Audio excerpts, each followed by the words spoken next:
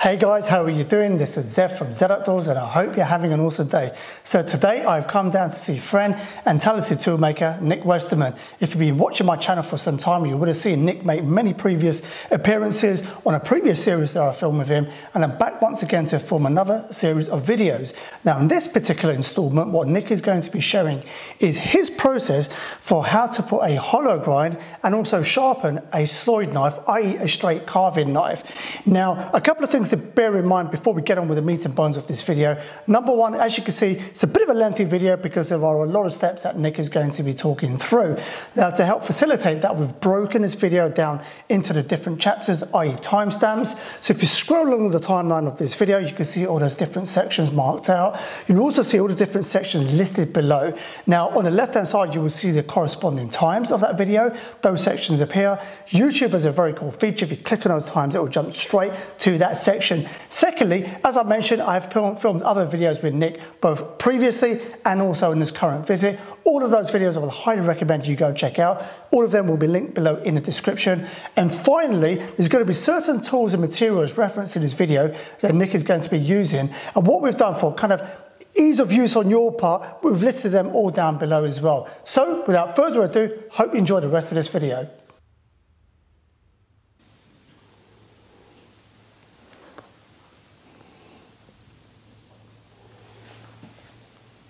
So Nic, before we begin, I do have a question for you, and that is, some people may be thinking, what is a hollow grind and what is a flat grind? Okay, well, we have examples here. This is it's not a Sloyd knife, obviously, but it is a flat grind. So the bevel is as flat as you can make it. So it's, you can see how it's flipping in the light. There's no micro bevel. It's just going straight down to an edge. So that's a flat grind. This is a blade which has been hollow ground on a 10-inch wheel, 250 millimeters, and I think you'll be able to pick up that although it looks flat, it is actually a hollow. You can see how it sort of holds onto the light as I flip it because it isn't flat. But this has been taken down to an edge. That isn't how you would use the knife. You would still do something to it, but that's a hollow grind, which I'll be showing how you can do a hollow grind. And finally, I'll be showing what's known as a flat over hollow, which is putting the two flats, one on the edge, one on the spine, just as a guide, which is sort of very similar to the way I'd sharpen a spoon knife. You have these, basically you've got two tram lines, one guiding the other. So that's what we'll be finishing at. And just one final question regarding that. What are the advantages of having a hollow grind? It's much easier to sharpen. Well, for one thing, at this stage anyway, there's much less steel to remove. If you've got a nick in the blade, the actual thickness of the bevel you've got to cut back is, what's that, a millimetre and a half. Whereas if this was a full flat blade, where it was, you'd have to remove a lot of steel to bring the bevel back, so there's less to do in the short term. And also, as I was alluding to, the tram line or the rail at the back is a guide for the one at the front, so it makes it much less likely for you to rock the blade when you're sharpening. If you've got a flat blade and you start introducing rock, it carries on rocking. It gets much more difficult to sharpen with. Whereas with a hollow ground blade, it will naturally sit between these two. So it's planted, it feels much easier, much quicker to sharpen. And that's the main benefit. I think on balance, all things being equal, with blades of equal sharpness, I do prefer a full flat, a flat beveled blade to carve with. But the ease of sharpening is so much more, it's so much easier to sharpen that I keep reverting to this. Although I'll show you what happens with, so nearly all my blades now, I have one flat ground blade which I can't find at the moment left. This is one which I've been using quite a bit, and you can see that the hollow is almost been sharpened out. There's just this side it shows a bit more, this side there's only a few sections of it's left. In other areas it is actually flat blade. So at this point you're sort of at a crossroads because it sort of annoys me, but it's neither one thing or the other. So you could sharpen out the flat, sharpen out the hollow and make it into a flat. So I'm just going to show you make a start on doing that and show you how quickly that could be done if you want to do it. Although this is me going off on a tangent because it isn't really what the video is meant to be about. So I'm going to be using a diamond film that I sell on Hewn. It's a 400 grit film, which is pretty coarse. So what I'm going to do is sharpen, just hold it flat, reasonable pressure. And you're pressing the bevel down flat on the paper, yeah? Oh, sorry, yeah, I did jump into that a bit, didn't I? Yeah, so you could put it flat on the flat of a blade and tip up, and you'll feel a point it locates. And then I will be covering the sharpening better in the flat over hollow. It's just to show you how quickly, with a good coarse paper, you can see it's just about obliterated how quickly it'll obliterate. And that's the thing, is that if you have a hollow ground blade, it won't stay hollow that long if you're doing major amount of sharpening. So you either need to accept it's going to end up, it's just about gone, hasn't it?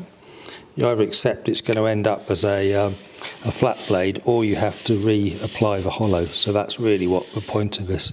See how quickly I can obliterate it. So just about taking that out. I won't bother doing the other side because we're going to hollow grind it. But you can see it there, I've just about taken that to a flat. And there is a lot to be said for a flat ground blade. So if you're going to do that, I would definitely recommend these diamond films, because they cut very quickly and accurately, and you get a nice flat bevel. If it's flat, it stays flat almost in the same way as the hollow grind blades do. If you start to introduce rock on something which isn't cutting very well, then the more it rocks, the more you rock, because you're trying to find the edge, and it just gets worse. So you've almost got two stable states of it being flat or it being curved and then just getting more curvy, and you really don't want a convex bevel. But you can see how quickly you can take that to take the hollow out if you want to. But what we're trying to do is apply a hollow. So I'm going to move over to, well, actually I'll show you the Hewn Sloyd jig, which is designed just for that, because one of the difficulties of a lot of jigs is that you can't, you've got a jig which will grip the handle, but then you have to reapply and get the angle right each time. This locates, just have to press it in this way. And I know in my instructions it says to take it all the way to the edge, all the way to the back, but that's to give you more clearance. But if you've got enough clearance here, like you have, then it's a bit better to take it near the centre line, so you don't have so much overhang at the edge. So this has got a step, so it automatically puts the blade at an angle, so it presents the edge virtually straight. So it sets that angle, it sets this angle. So once you've ground this, if you put it back into this jig, it's going to line up exactly the same. So the first time you do it, it may vary slightly, but after that, it'll be the same each time. Tightening up, the only way you can damage this is by over-tightening. So I'm just using the short end of this Allen key. Do both sequentially, don't do one up really tighter than the other. And it really doesn't need, I mean, I suppose I'm pushing quite hard because I'm using the short end of the key, but it's not that tight, but that makes it absolutely tight. If you're sharpening so much that that comes out, then you're using too much pressure. So that's the jig set up. We'll go over to this machine now, which is a relatively old and abused tormek clone, but and this jig is what, designed to be used with tormek style and the Sharpen? It will only, at the moment, you can only flat grind on the Sharpen because the Sharpen doesn't hollow grind. You can fit it with, there's a sort of a support arm which you can fit on a Sharpen, and you could flat grind, yes, but you couldn't hollow grind because the Sharpen's got a flat platen. So yeah, so really it's more aimed at this, although professional knife makers are buying this and using it on a machine, on a big grinder with a hollow grind, but then they're setting everything up themselves, and that's not what it was designed for, but it can be used, or it has been used like that. I'll just talk a little bit about setting this up. It's a grotty old machine, but it's got a diamond wheel on, which makes everything so much better, because it's you know, it's round, it's not going to change diameter, because if you were to set everything up and use a stone wheel, which is always decreasing diameter, the next time you use it, the wheel's going to be a bit smaller, you'll be grinding a different set of radiuses on. This will always, if you left this the same and came back to it, you could use it 50 times, it'll always be the same. One thing that's important is that, probably isn't parallel, this piece of steel, but that the wheel, this is parallel to the bar, so if you were to put the wheel against here, the bar is parallel. If it was at an angle, you're going to grind, it's going to mess things up. It doesn't matter too much what that is, but it wants to be almost as far out as you can get it. But this absolutely has to be parallel. So we'll set this up, and I'll just show you this running, and I'm having it running, it's set up sort of the other way, so it's running away from you, so you're running away from the edge. So the switch is on the other side, so the edge, you're running away from the edge. What I need to do now, I'll just jump back, you don't need to follow me, I'm just going to get pen. I'm just going to mark up the bevel, because rather than grind a big chunk out of it and find that you've ground at the wrong place. Doesn't matter what sort of pen you use for this. So what I'll do now is I'll just have to stand this side. So I'm going to push up with here, and I can see that that's too long.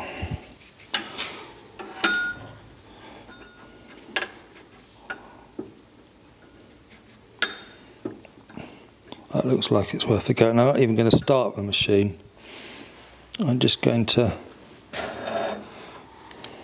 and you can see I'm right at the back of the, so I need to make the whole thing shorter. So I'm just, this is loose, so I can just shorten it, try again. It's quite a subtle adjustment. See, I'm on the back of the bevel, but not so much. So I'm going to shorten this a little bit more, which tips it forward into the edge. See, that sounds better, so I guess I'm on the middle, yeah. So, still a bit towards the back. I'm going to check the other side. Hopefully everything will line up nicely. Yeah, that's towards the back of the bevel, so I'd still need to come a little bit shorter till everything lines up. A little bit shorter.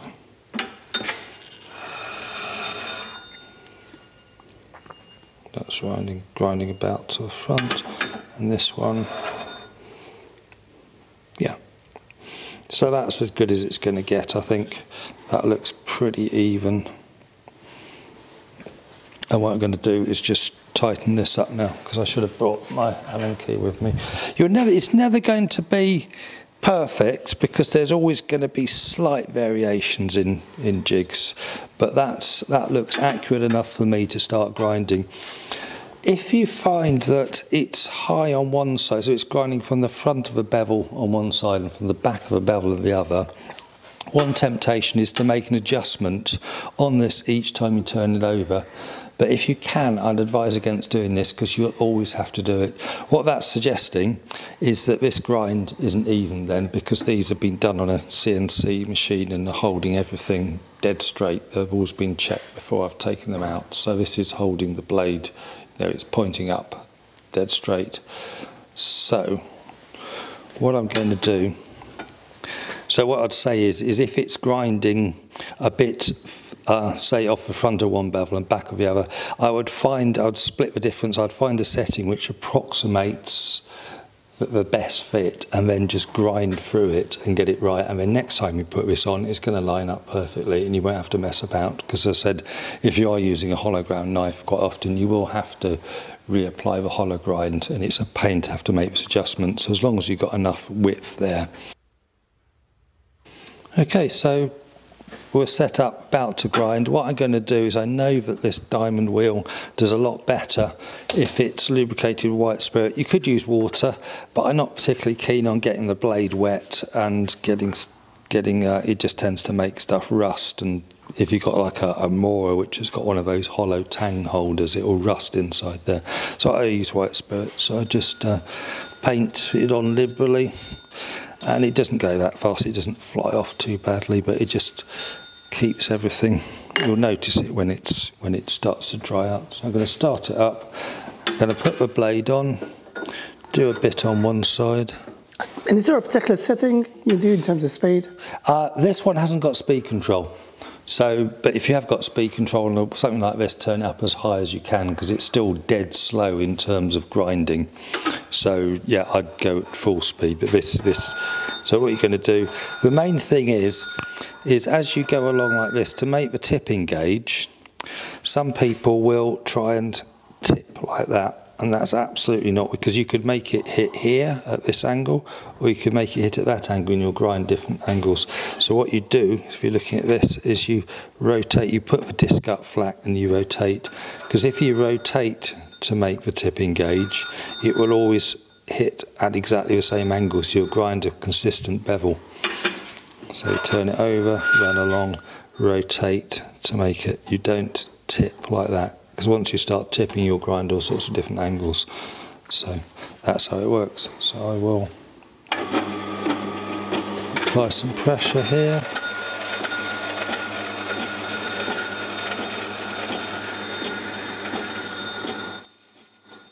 And it will sing a bit. If you put your finger close to it, it tends to quieten it down a bit, but it's a bit...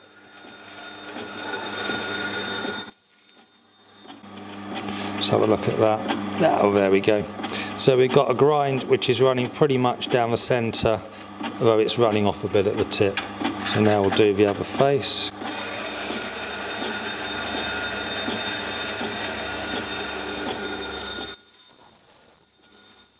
Rotate up to make the tipping gauge.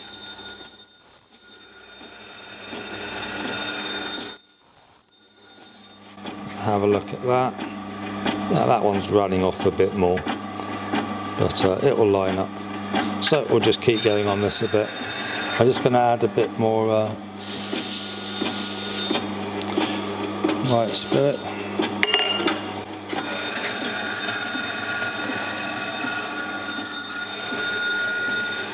Using quite a lot of downwards pressure now.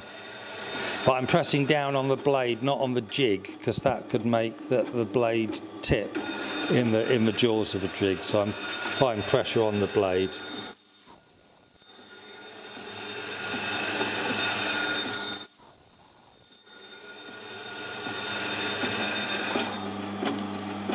Yeah, you see we're getting there.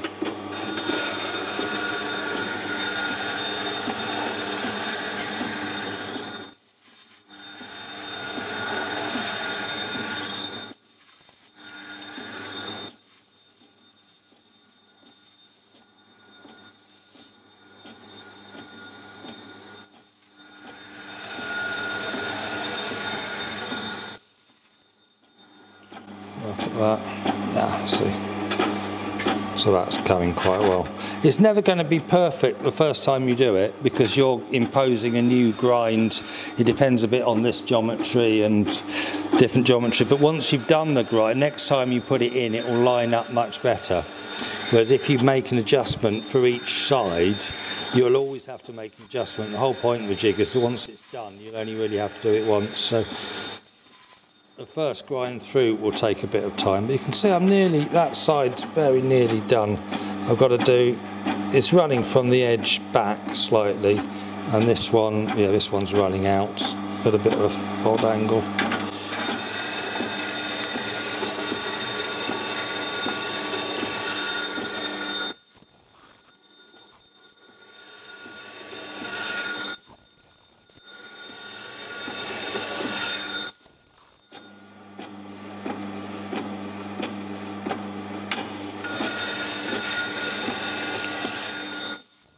Keeping it moving.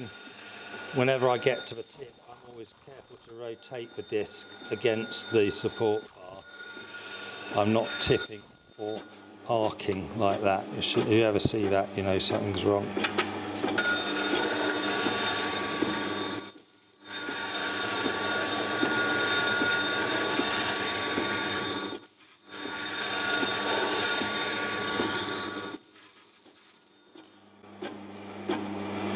So there we go.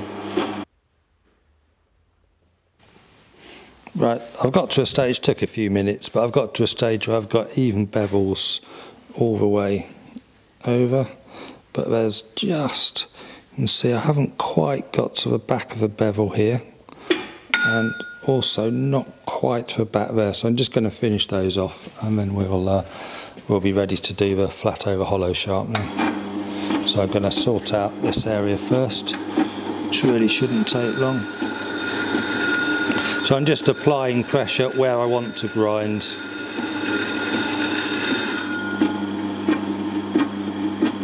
And that's finished that bit off. So now I'm going to take that, which should take a little bit longer because it's like maybe 1.5 millimeters wide at the back. Again, I'm just applying pressure where I want the grinding to go.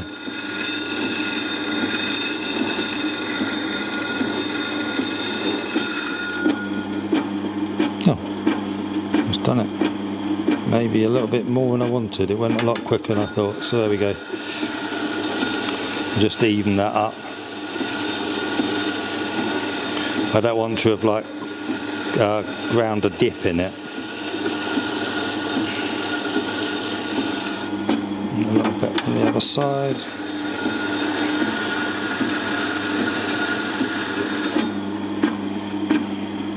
And that looks good to me.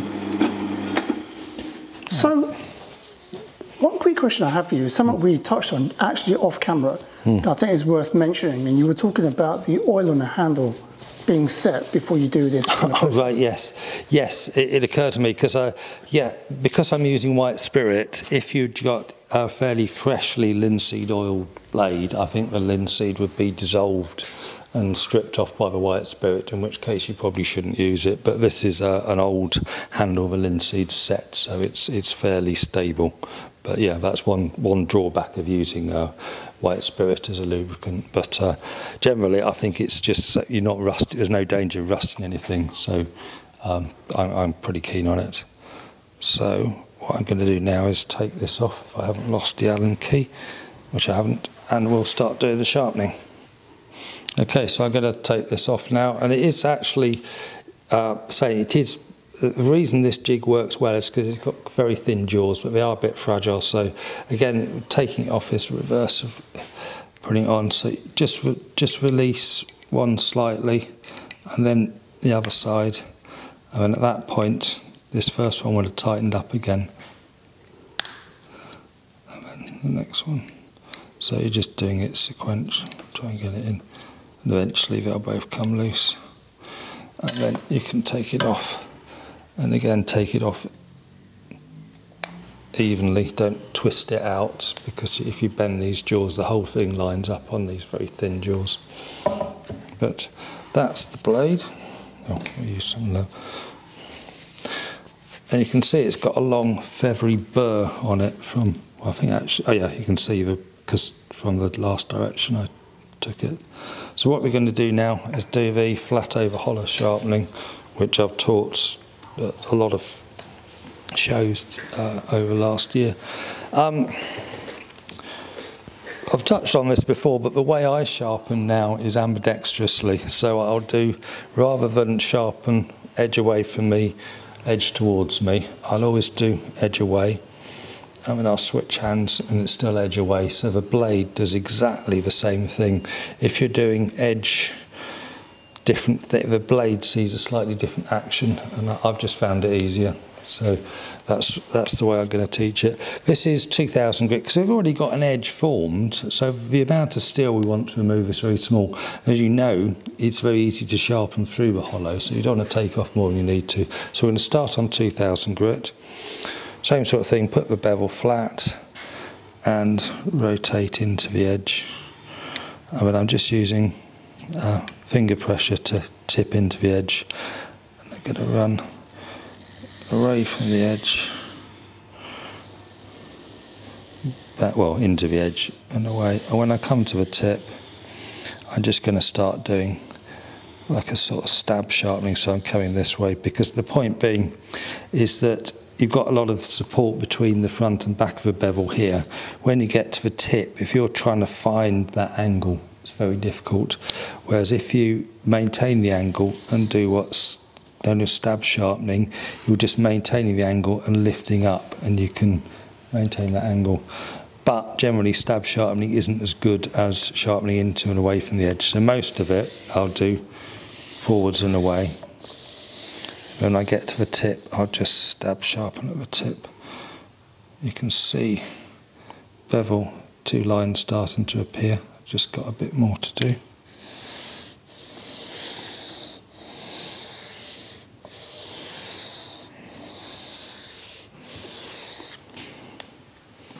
Yeah, that's gone pretty quickly.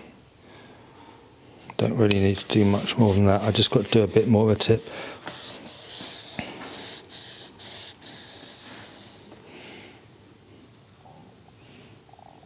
Guess you can pick that up. So now I'm going to swap hands rather than swap directions. Exactly the same thing. I'm going to use my forefinger to rotate into the edge. Backwards and forwards for most of the sharpening.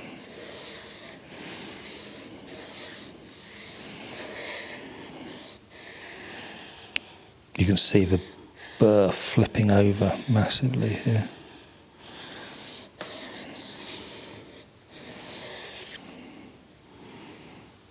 And I really don't want to sharpen more than I have to. I don't want to, because I know I've already got to an edge, so as long as I've got through the scratch pattern of the stone, there's really nothing to be gained from sharpening more than I need to. So, pretty happy with that. There is a big feathery burr, which would be nice to get off. I might be able to just wipe that off on... There we are, that's lots of it coming away. You see there's bits of burr coming off there, because what I don't really want to do is to get bits of burr on the 7000 grit, because that's or the next grit down, because that will tend to mess everything up. So I'll just do a little bit more. But you do tend to get big burrs if you're sharpening on a tormek. So that's the sort of a flat over hollow started. The next thing to do is to go down through the grits. Again, you can see how narrow I've left this flat over hollow, so I'm just going to use 7000 grit, and it will make this jump from 2000 to 7000 ever so quickly, especially with a fresh one. So we're going to run along here.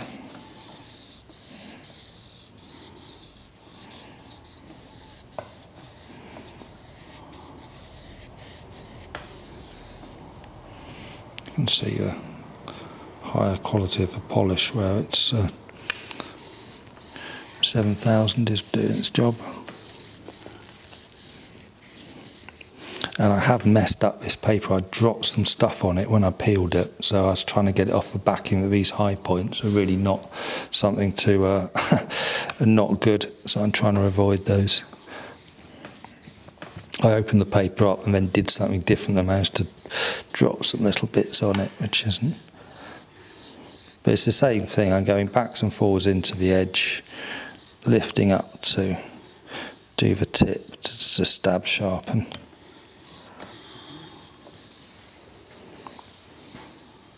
And if you use a new piece of paper, you can see like a zigzag where you can see I've hit the tip there.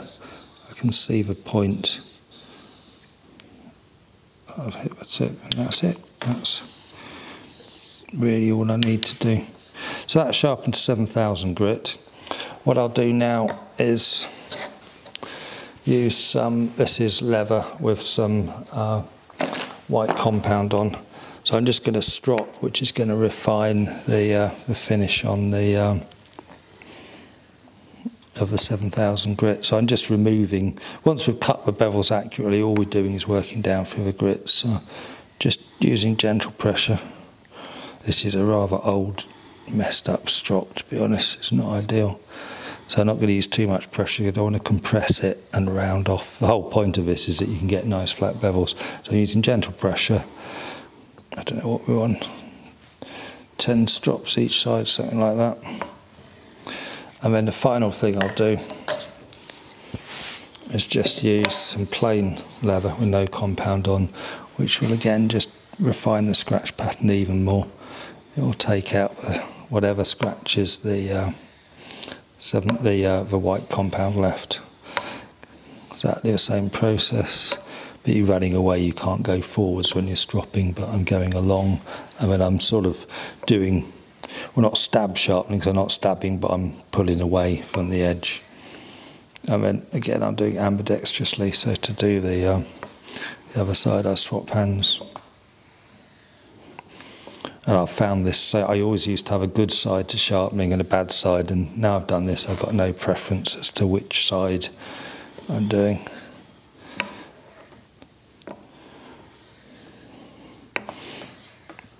I don't get very long out of strops because I don't use them that well. I use them as a tool, and I expect them to get used up.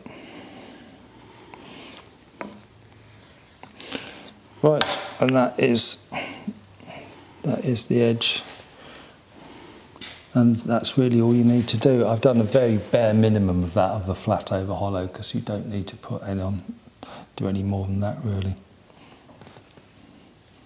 So I know it's a bit cliche, but here's one of my hairs. Oh, straight through, I can't split it, it just bites every time.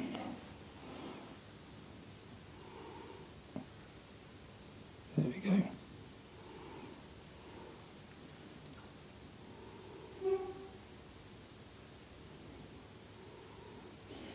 There we go. That's sharp enough for what we need.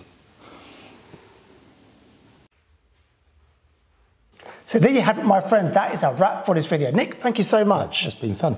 Oh, it's been an absolute joy to kind of see your process. As we kind of mentioned at the beginning of this video, there were obviously a lot of steps that we talked through.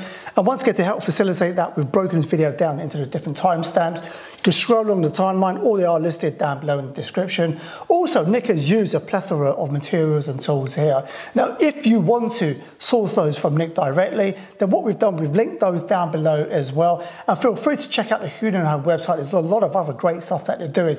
But in terms of this specific video and some of the tools and materials that Nic has used, including the jig and the papers and so forth, then all of those will be on the Hewn website. And once again, linked down below. Just a quick question with that. So, would I be right in saying, in terms of the way you've got things listed out on the Hewn website, that people essentially kind of pick and mix to build out their own sharpening kit? Would that be the case? Yes, yeah, that's pretty much how it works. Yes, there's a large selection and different versions of similar sandpapers, so that it's not just like a single option. There's lots of different ones. Yeah. Perfect. So yeah, feel free to kind of look around the website. A couple of quick questions with that. So, I'll be right in saying you ship around the world? Yes, yeah, worldwide, yeah. And secondly, if people do have any questions in terms of ordering from Hewn and Hewn, things that you covered in this video, would it be all right if they message you on maybe Instagram? Yeah, Instagram's good, yes, or message, yes, yeah, or email, but yes, Instagram I can reply and help advise which sandpaper to use or film or whatever, because it can get, sometimes it seems a bit too simple to me because I do it all the time, and I realise that however much I try and explain it, some people still don't seem to always get it. So yes, if you're unsure, then just message me and I can sort it out. Yes. Perfect. And one thing I will say is this: something Nic won't kind of say the following is. Yeah, if you know Nic just spends so much time with a lot of research and development. So anything he does eventually put out to market, you could be rest assured that he seriously just puts in an incredible amount of work, research and development, testing. And would I be right in saying you just simply would not bring anything to market if you don't feel it will do the job as you want it to? No, I only bring things out which I use myself for my own sharpening. So if I wouldn't use it, I wouldn't sell it. So yeah, I'd stand behind what I'm selling. Yeah. Once again, everything that I linked to down below in the description that we've referenced throughout this video and now. One final thing, and this is an ask from me, is if you gain any value from this video whatsoever, it would mean the world to me that you go over to Hewn and Hewn on Instagram and give Nic a follow on there. It's just our way of saying thank you. I don't even ask people to subscribe to my channel. It'd be great if you did, but I don't ask that. So the only ask I do have is very kindly, if you gained any value from this video, give Hewn and Hewn a follow on Instagram. And like I said, you can reach out to Nic on there as well if you have any questions or queries about the inventory of products that he stocks on there. The final thing I do need to stress, and I'm not sure if we stressed this at the beginning of this video, but I will do it now, is everything Nic has demonstrated in this video in terms of hollowing and also sharpening is Nic's process. He's not saying it's the only process. He's not saying it's the best process. It's simply his process. I mean, would I say that's kind of a fair thing to say? Yeah, absolutely, yeah. I'm just showing what I do, and yeah, other people do it differently, but I'm showing my process, yeah. So we will want to stress that, but sharpening is one of those kind of rabbit holes that people get very defensive about, right? So one topic is guaranteed to get arguments and God knows what else, right? So we do need to stress that Nic is not saying any other system is not better or whatever. He's just simply saying, look, this is what he does, this is what works for him and the people that he teaches. And so that's what he's just simply demonstrated here in this video, regardless of whatever equipment that you use, right? So, you know, I just want to kind of stress that. So Nic, a sincere thank you once again. Thank you. It's been good again. Yeah, thank you so much for having me down. So Nic has been very generous in terms of being a host, having me down here. So like I said, guys, all the videos that I film with Nic in general will all be linked to down below in the description. Highly recommend you go check those out. Everything we referenced in this video also linked below on the Hewn & Hewn website, as well as the Instagram as well for Hewn & Hewn. So be sure to give them a follow. So there you go, guys. That is a wrap for this video. Really appreciate you watching all the way up until the end if you have done so already. And until the next installment of a Z Outdoors video, I hope whatever you're doing, you have a blessed day, a blessed week ahead. From Nic Westermann of Hewn & Hewn and myself, Z Outdoors. Peace out.